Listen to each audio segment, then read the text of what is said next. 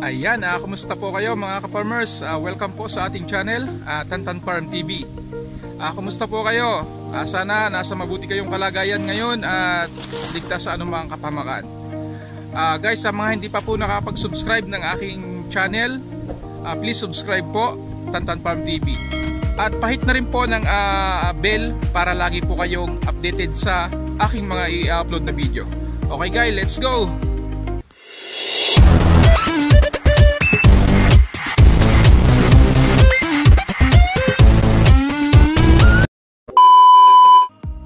Ayan mga ka-farmers, at andito po tayo ngayon sa ating mga pato o bibi.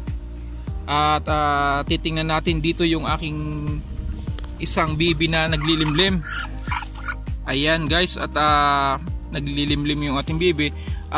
Nag-start po siya ng limlim noong November 10. Ngayon po ay December 11 na, kaya bali guys is nasa 31 days na po na naglilimlim itong ating pato. Sa hindi pa po nakakaalam, based po sa aking experience, ang itinatagal po na paglilimlim ng ating pato o bibi is umaabot po siya ng 31 days to 32 days. Based po sa aking experience. Yun po ang tagal ng paglilimlim ng ating pato o bibi. Ayan. Silipin po natin kung meron nang napipisa kasi nasa 31 days na po siya ngayon eh. Ayan. Oops, nagagalit siya guys. Meron na pong nagpisa. Ito yung ano niya. Ayan, meron na pong napipisa. Ayan guys. Silipin natin kung may mga... Ayan, at unti-unti na guys nabubutas yung itlog nila. Ayan. Lumalabas na po yung tuka. Ayan. Ngayon po ay pa 31 days nila. At hopefully bukas is pisa na po silang lahat.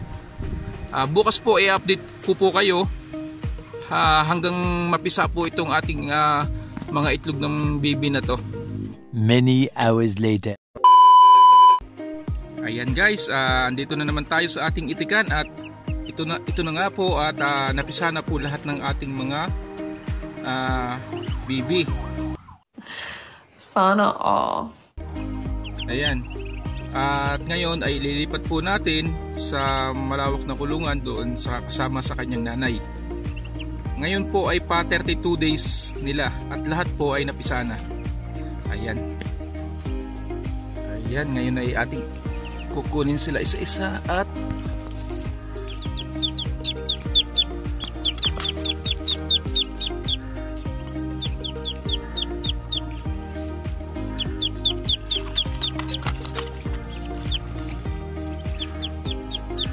ayan. Masigla na rin sila.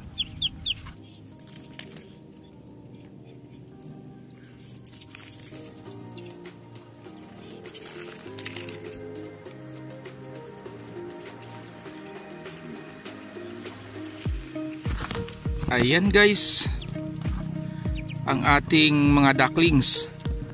Nasa 11 po sila lahat at isa lang po yung nabugok. Ayan, good news dahil halos lahat ay napisa.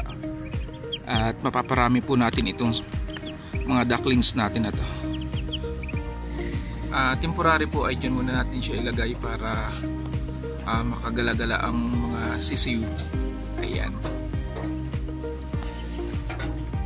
Ito po ay dating kulungan ng baboy na wala namang laman, kaya dito ko muna siya nilagay.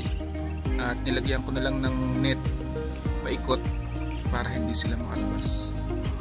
Ayan guys, at nilagyan din pala natin ng mga damo ang sahig nitong ating pinaglagyan ng ating mga ducklings na to. Ayan, para meron silang malalaro at para maganda rin po kasi ang may damo na ganyan, kasi pag natuyo ay diyan po sila nagayup-yup. Ayan, mga ducklings. Ganun lang guys. Bali tumatagal lang po ng 32 days bago po mapisa ang ating pato o bibi. Ayan. Thank you po sa panunood at shout out po sa lahat ng ating mga subscriber at viewers. At sa lahat po ng magsusubscribe pa, salamat po sa inyo. At ingat po tayong lahat kung saan man tayo naroon, and God bless po. Bye bye.